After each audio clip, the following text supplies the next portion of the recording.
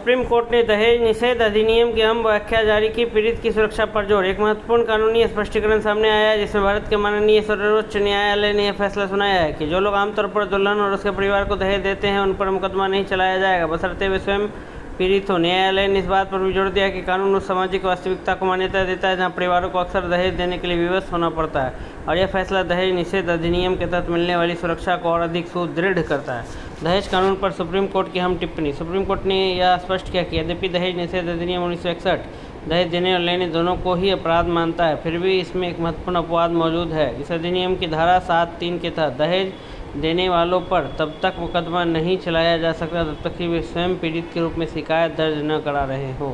इस कानून का उद्देश्य दहेज उत्पीड़न की घटनाओं की रिपोर्टिंग को बिना किसी डर के प्रोत्साहित करना भी है। अदालत ने इस बात पर जोर दिया है कि यदि पीड़ितों को ही दंडित किया जाए तो इससे इस कानून का मूल उद्देश्य ही विफल हो जाएगा।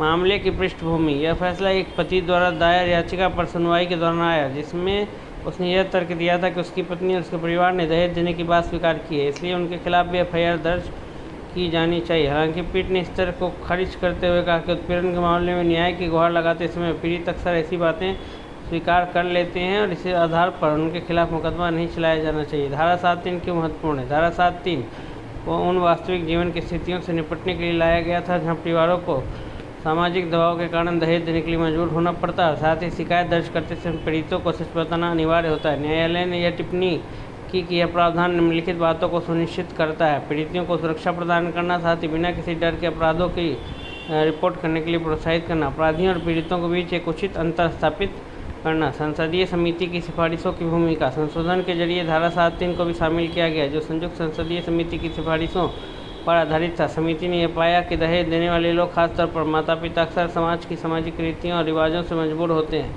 उनके साथ वैसा बर्ताव नहीं किया जाना चाहिए जैसा दहेज की मांग करने वाले या उसे स्वीकार करने वालों के साथ किया जाता है। समिति ने साफ तौर पर कहा कि दहेज देने वाले लोग सामाजिक दबाव के शिकार होते हैं, न कि अपराधी।